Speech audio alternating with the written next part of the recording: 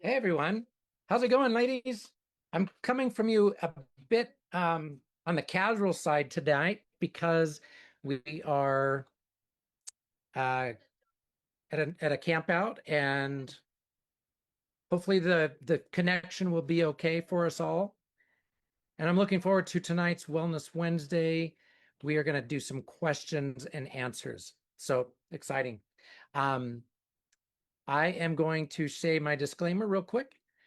That is, anything that I say tonight is health information. It's not health advice.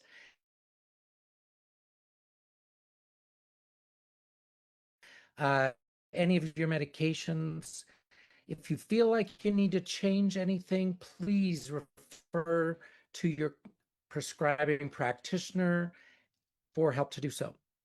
And by attending this Wellness Wednesday, this does not establish a doctor-patient relationship. So we'll see if I can. There we go. Very good. I think we're good to go. We uh we have, oddly enough, we have internet where we are. So that's nice to be able to not have to skip this week. I wanted to help you guys out and do a Q&A. And so several of you put in some questions, and I'm going to go through those. Thank you for submitting those. And then I have so many other questions that I've had from the group, over the last several weeks and months that I'm going to get to as well if I get through all of the posted questions that were. Sorry, I just getting a message from my staff that were posted for this session tonight. So I'm really excited to go through these. The first one is, well, let me, before I answer the questions, the I think it's really important to understand something about this group. Um, you're here to find answers. You're here for a reason. Those of you, especially you new ladies, if any of you are new tonight, um, you're in this group to find answers for you, what you're dealing with your health issues, your symptoms, the thyroid issues you may be dealing with. um, there's a lot more to the thyroid problem than just your TSHs, is and you're on this medication that most of the time doesn't work, and you go back to your doctor time and again, and you're like, well, I still don't feel great. I know I'm taking the right medication, but and they just think it's supposed to work for you, and there's that's really the end of the story. But they then they hear you have other symptoms, and so they just want to try to treat those other symptoms, and they do that with medicine after medicine, and they're not really solving the problem. Because it possible, and that's what you ladies have to not only ask yourselves but consider as truth, is it possible that the medicine that they're giving you, that the problem they're treating you for is not the actual problem? Right? Is that possible? Yeah, it certainly is. So, in science, we ask questions. We try to ask the right ones. And so here we are. We're going to ask some questions and answer some questions as well. But I think as you're on your health journey, you should be asking questions. You should be asking your doctor different questions, and then you'll see what they're capable of helping you, or of helping you with, if they are. And if they're not, then you have to seek help in other other sides, in other ways, and from other sources. And I know so many of you do. So many of you scour the internet. You see what Dr. Google has to say, right? And there's so much information out there. And that's another reason why I have this group, is to be able to answer uh, some of your burning questions. But it's because a lot of these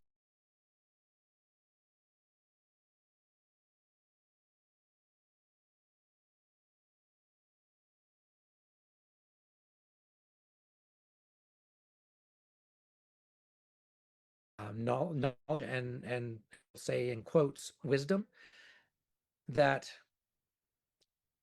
is not always careful to take into account individuality, um, individual factors, health factors, personal factors, because that's really what we have to do. Everybody, yes, we all have the same physiology, but everybody has a different nuanced situation with their thyroid. So I'm going to leave it there. Let's answer some questions. Rodora asks, brain fog? Why does it come and go? What is the root of it? It is so annoying. And it is so annoying. I used to have that too. Brain fog can be characterized by several different things. It can be a lack of concentration. It can be trouble coming up with words in the conversation. It could be just really real difficulty remembering things short term.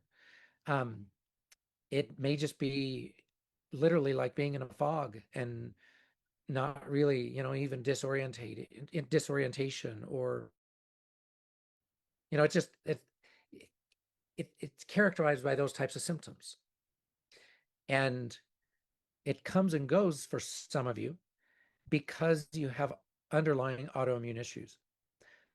And autoimmunity is almost always characterized by a coming and going of symptoms, because there are triggers, things that fuel the autoimmune fire that are sometimes triggering all day long, and some days are better and they don't trigger all day long.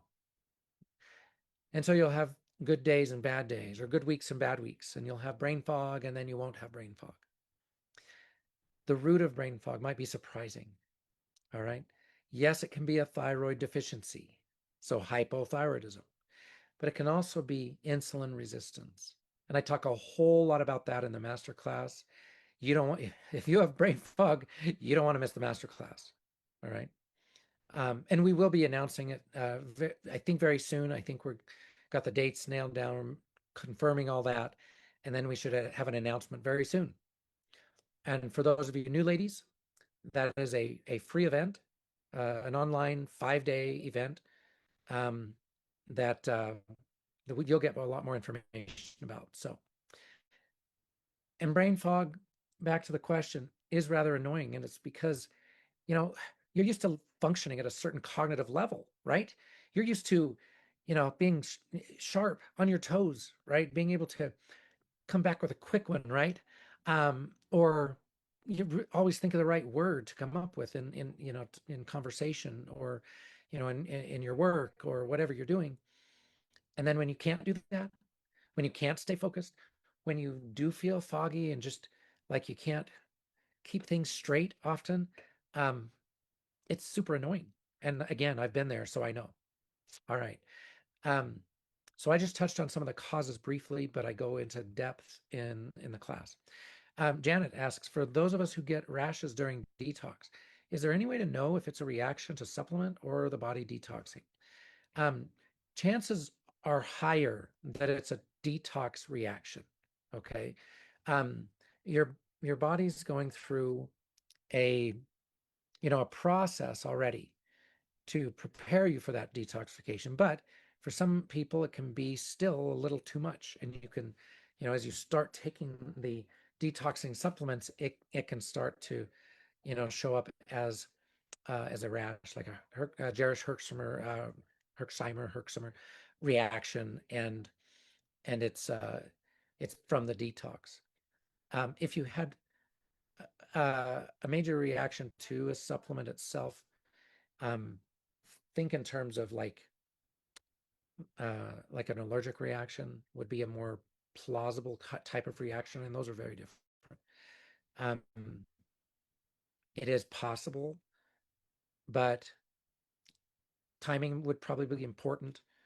You might it maybe you're a few days after starting the supplement, and that would better indicate that it's just a detox reaction. Anything to do to help the process besides dry skin, brushing, and let me see if I can make that bigger. 1 second.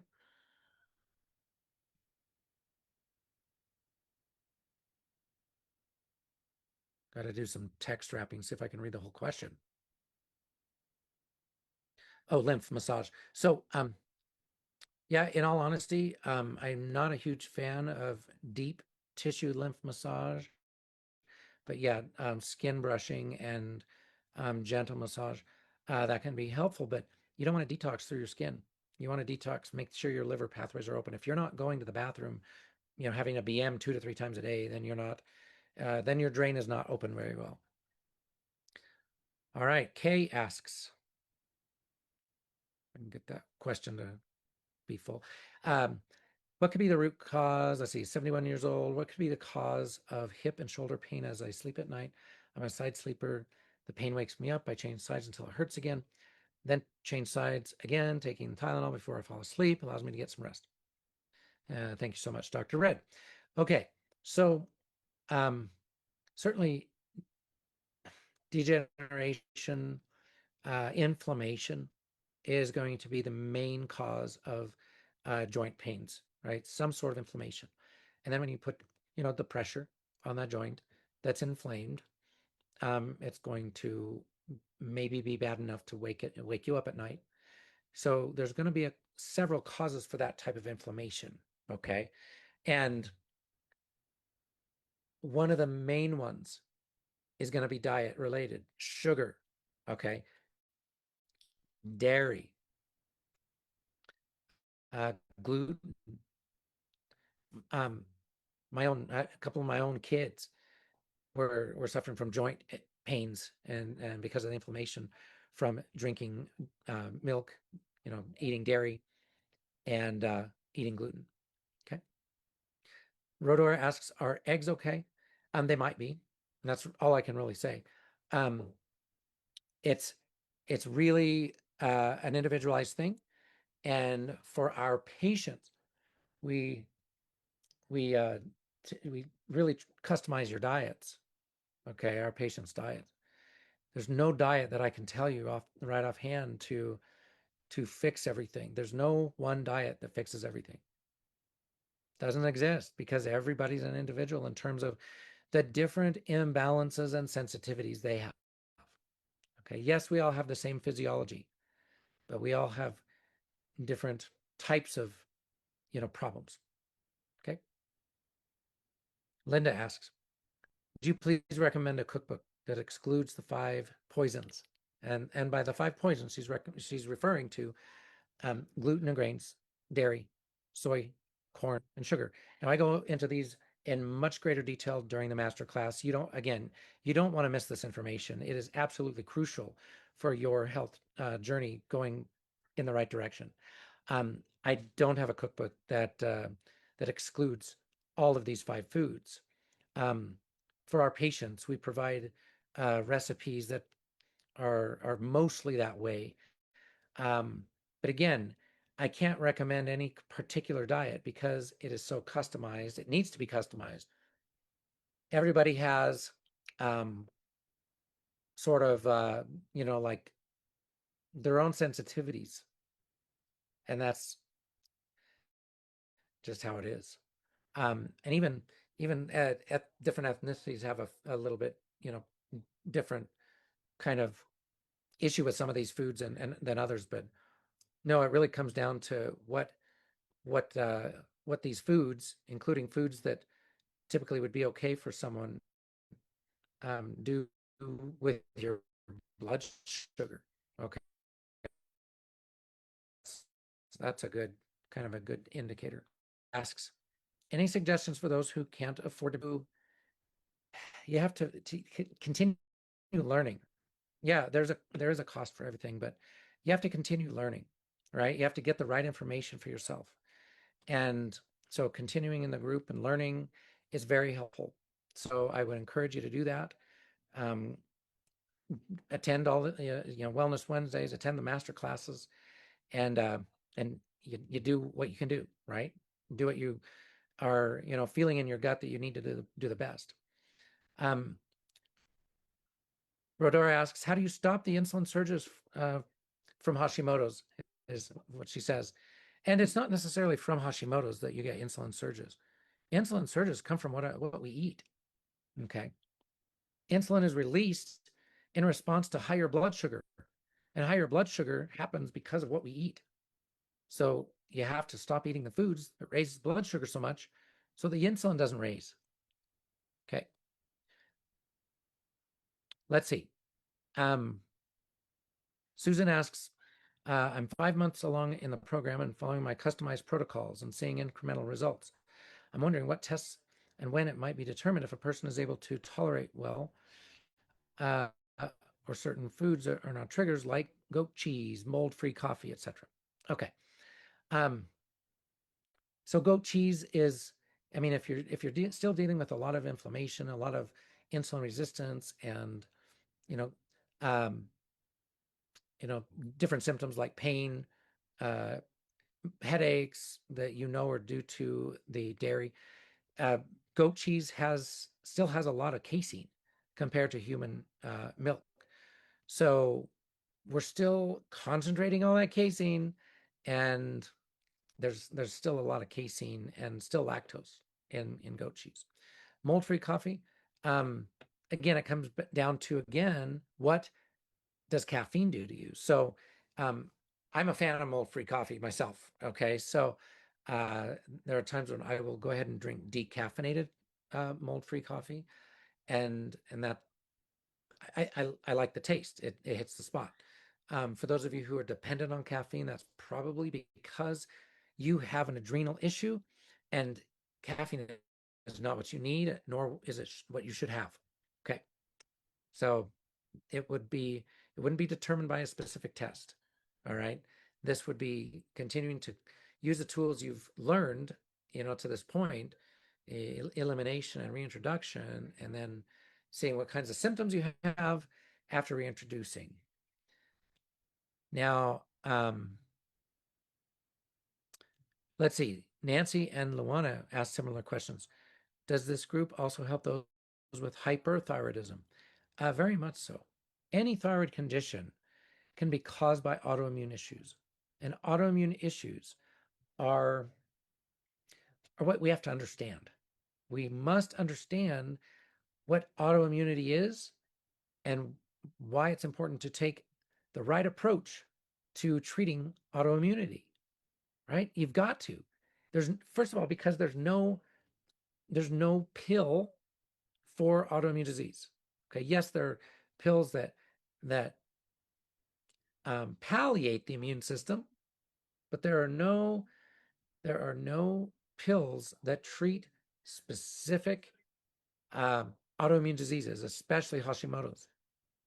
So it's really important that we understand what autoimmunity is and then go to treat that. And I do explain that so much more in the masterclass. But hypothyroidism is a problem. 1 second.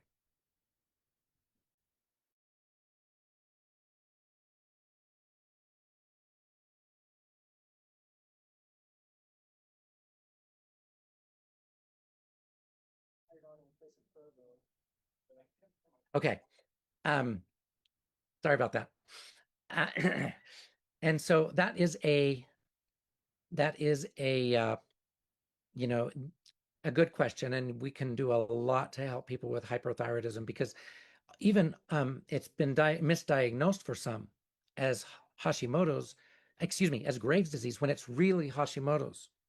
Okay, because some people with Hashimoto's can have hyperthyroid swings as well as hypothyroid swings. So it's very important. Hazel asks, hearing a lot about ivermectin, can you get us information about it? Ivermectin is an antiparasitic. All right, it's been used for decades to treat parasites. I've been treating people for parasites for easily 15 years now, and using ivermectin. Okay. It's also got antiviral properties. It got a lot of publicity and negative publicity during the pandemic. And so it's got a lot of antiviral properties. It really did well to treat people with that. and yet it is an antiparasitic medication, and it works very well for several types of parasites. And so it's really a mild drug. It really doesn't have a whole lot of side effects, which is great. But it can have some, and mainly they're detox side effects. Okay. And one thing about using ivermectin is you still want to make sure that your detox pathways are open so that you're draining properly, right? You want to be sure that you're able to detox properly before you would take any sort of antiparasitic. Okay. Um, okay, getting a quick message.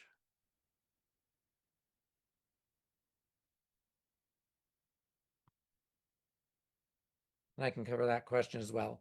Is food sensitivity testing an option for your patients? Um, I used to do more food sensitivity testing, and I found that it was so inconsistent. It did not help me get consistent results, even with like the same patient. So I've gone away from utilizing food sensitivity testing, blood testing specifically, because it's highly inaccurate. Um, we do some basic food sensitivity testing with salivary IgAs, so saliva testing, which tends to be a little more accurate, but even then, it's not perfect. So um, those types of tests are available. All right. Rosemary asks, so you're recommending not the generics? I have switched it to Synthroid, now much better. I have not been in it. I can't read. I'm not sure what that in maybe for 3 months is what she's trying to say on the generic. So yeah, I mean, it can make a difference. It can make a difference. The brand names are going to be um, made a little more carefully. They're going to, for some people, be better options. And that's all I can really say about that.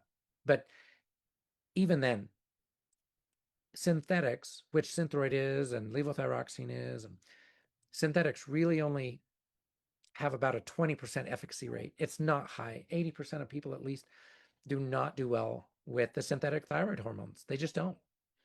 Okay. Carrie asks, what is your opinion about using peptides for wellness? I think that's a great question. Um, peptides. So peptides are parts of proteins. Okay. Um, insulin's a peptide hormone. Thyroid's a peptide hormone. Peptides can help, but they can also uh, encourage sensitivities. Peptides, in my opinion, are still band-aids. They're not necessarily fixing the root issue, and they don't help your body necessarily do what it needs to do for itself, like supplements, like right supplements do. So they'll kind of take over like a drug would, okay, exerting the effect that it would. It's it's almost like giving hormones, which in the right situation, I think it's necessary, but they're given way too often and way too early. Okay, so I think the same thing for peptides, and I don't usually incorporate or need to incorporate peptides into a customized protocol, uh, and they're costly, super costly, much more costly than supplements. So I don't typically use them, and I don't need to.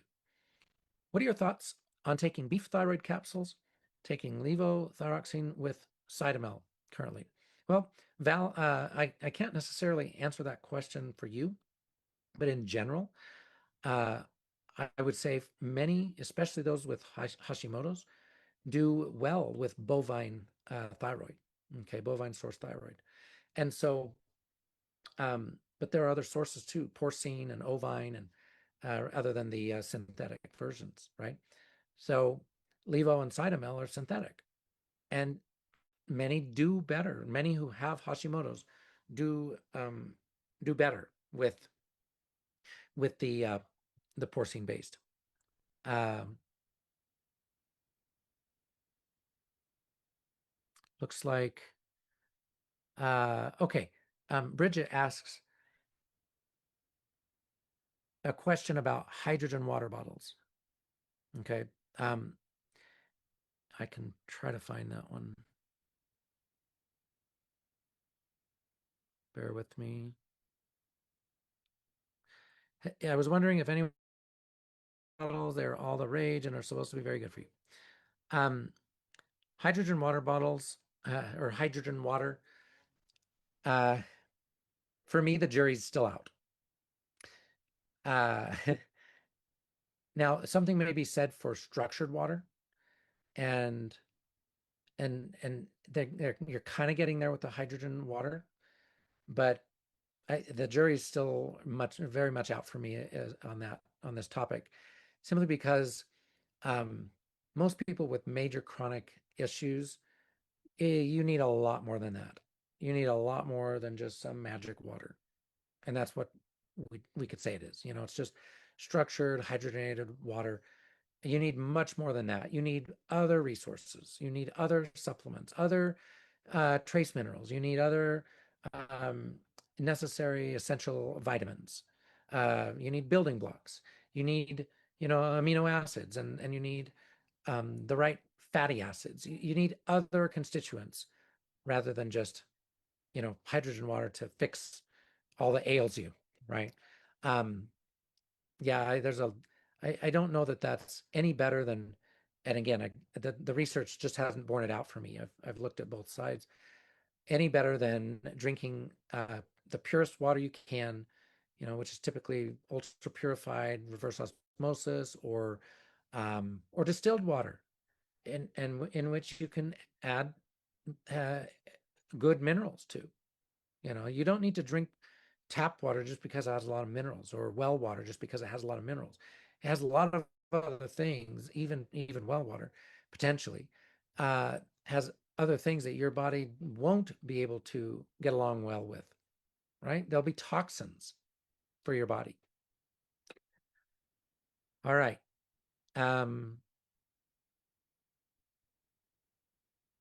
So let's see. Carrie asks, would you address metabolic dysfunction? What is it? How does it happen in our body, and how do we fix it? The main reason for metabolic dysfunction, the main reasons, are hypothyroidism and insulin resistance. And digging even deeper, there are causes for those, right? Those conditions. There are causes for hypothyroidism. And I go over the most important cause in the master class. And insulin resistance or dysglycemia, I go over that extensively in the class. But essentially, in a nutshell, your cells need glucose as fuel to make energy. And glucose is, it goes through that machinery, and that machinery's got a motor that has to start. T3 is the key. You have to turn the motors on with thyroid. And you need several things for that to happen too. Don't get me wrong. There's a lot going on there just than just the thyroid hormone being in the right place at the right time. And so you have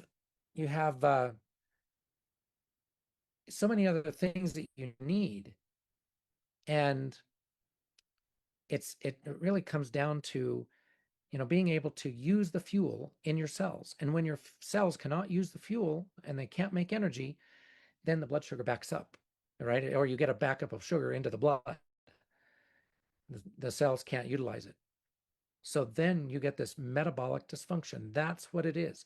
Your cells' metabolic motors are not working. Maybe they can't even get the fatty acids that they need for energy. Some cells can run on fatty acids and make energy from that. But when your cell membranes are super sick and they're inflamed, then that's going to cause metabolic dysfunction. And the results of that are covered by all kinds of lab tests. All kinds of lab tests show this. And so I go through all those lab tests in the masterclass. And I'm sorry I'm not getting into it here, but there's so much information. I can't possibly share it all with you tonight. Um, all right. Susan asks, I notice stress is really affecting me more since I'm more aware of its effects and trying to manage it. Oh, that's a kind of a vicious cycle, right? Are there specific suggestions to lower cortisol levels while on the program and beyond? Thank you. I'm really seeing the benefit of being a patient. I haven't lost significant weight yet, but my brain power has improved and body feels good. So making progress, right? Right, Susan? And so, um, and you're doing great. I know you are. Uh, so get your focus off the stress and doing mindfulness practices, deep breathing. Get get as far away from your physical self that you can by relaxing and doing some deep breathing and meditation. That helps you to get yourself out of what you're dealing with now, even for a few minutes. That's so super helpful. You start to then get into the cortex part rather than the limbic system of your brain that drives that. Oh my gosh, I don't know what to do about the stress. I don't know how to fix the stress. And it's it's really important that that you give yourself some grace as well, that you um, pat yourself on the back too, and coach yourself through this through second person language with yourself. When you get a stressful thought, a negative thought, that's when you immediately have to say to yourself, that's just a thought. It's false, okay? Because you have no proof that it's true either, truly. And you know what matters most. You say this to yourself. You are making great strides. You have done hard things before, and you will be able to do harder things yet. You coach yourself through this, right? That's what you do.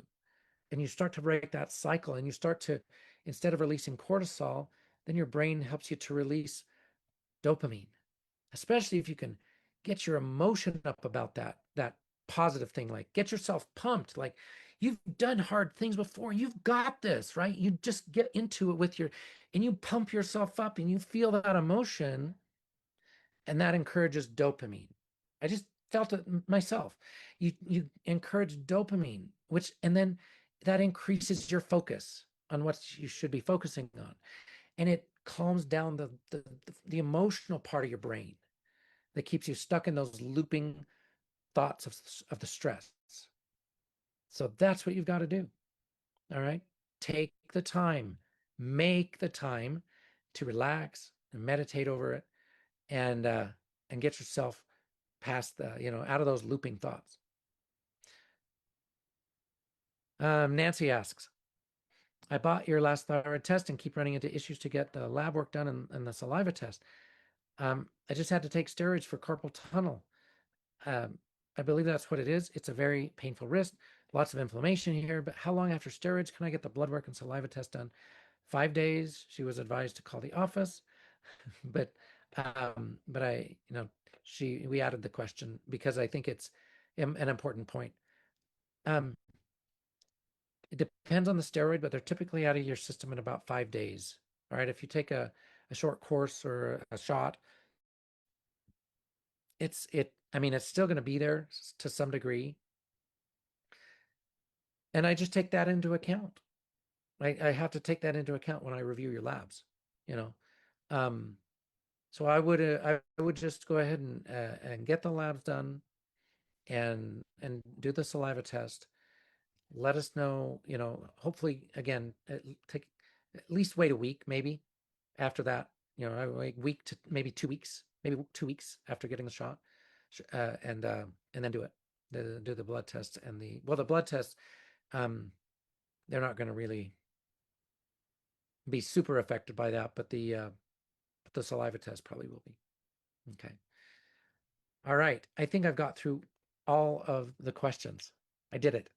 There's just a couple of questions about foods that I wanted to cover that some other people have asked, and it does kind of come back to, being able to customize your diet. But I do want to talk about this.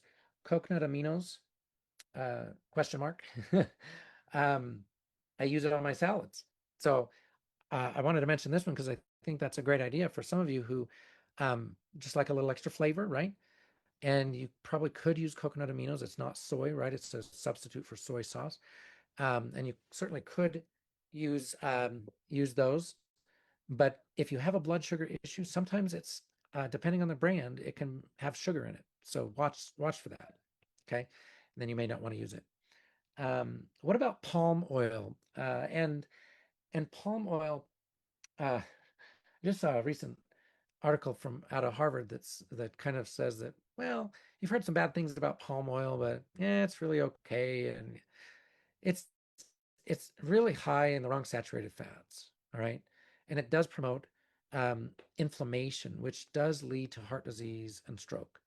So um, I would stay away from palm oil, really. And it's just in a lot of processed foods anyway. So you want to just stay away from processed foods in general. And if you do that, then you're probably going to stay away from palm oil too. Sharon asks, cold pressed sunflower oil, is it bad for you? Um, all right. So you got to, again, think about the things that cold pressed sunflower oil is in. It's mostly in processed foods. Once again, just kind of another uh, emphasis on you want to stay away from, you know, processed foods as much as possible, right? Because you can't get away from these bad fats. And it is a seed oil, and it is higher in omega 6s, which when you flip the balance to too much omega 6s and not enough omega 3s, then you will increase the inflammation, which leads to the heart disease. It's inflammation that leads to the heart disease and risk and stroke risk. So I thought those were good questions. Um, there was a couple of others as well. Let me get back to those.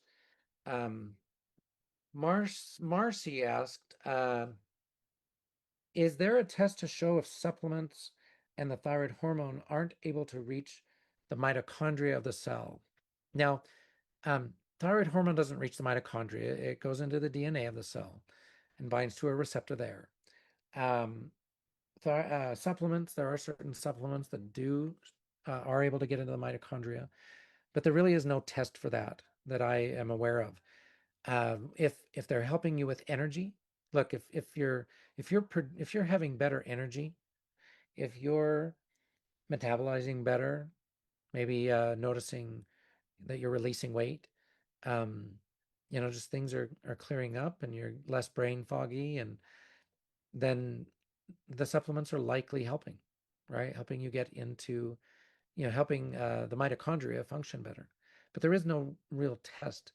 Blood, saliva, stool, urine. There are urine metabolite tests for some of these sorts of you know organic acids, but there's that's not really what the question is about. So they don't, and those don't tell you if those mitochondria are benefiting from the treatment. So, and then last question I'll do. Brenda asks, does the TSH range show info if the brain is healthy?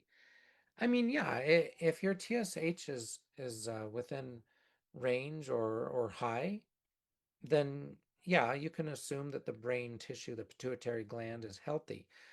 If it's low, if TSH is very low, it can indicate that the pituitary is not healthy. It can indicate that is you might have secondary hypothyroidism versus or I should say tertiary it's called tertiary hypothyroidism. So it's and having a low TSH without doing any other tests. And there are other thyroid tests. I explain this extensively in the masterclass. Ladies, there are multiple other thyroid tests. TSH isn't even a thyroid test. Yeah, it's a brain test. That's why she asked the questions and she listened in the class, right? Um, It's a brain test. It doesn't test the efficacy of your thyroid hormones. It can't. There's no way. The thyroid hormones can affect the pituitary and say that, yeah, you can stop the pituitary from making more TSH so it comes down. But that doesn't mean that the rest of your body's dealing with and accepting the thyroid hormone that you're taking. And I've seen this time and time again. So that's a lot of this is why you just don't feel well, right? Why you still have thyroid symptoms, low thyroid symptoms. So I think that's a great Q&A, ladies. Gone about 40 minutes and we've answered a lot of questions. So again, stay tuned. We're going to be announcing the dates of the masterclass shortly. We're going to continue to be active, engaged in the group for those new ladies. There's always new information posted, always new things, always also words of encouragement, and it's if you're here for answers, you're in the right place. Wellness Wednesday. That's why I didn't want to skip out tonight, just because we're camping. I wanted to make sure that I helped you ladies out and answered some questions, and I hope it was helpful for you today. All right. Remember, ladies, there's hope. Have hope. There are answers, and you still have the power to heal. Thanks for being with me tonight, and have a great evening, and we'll see you real soon.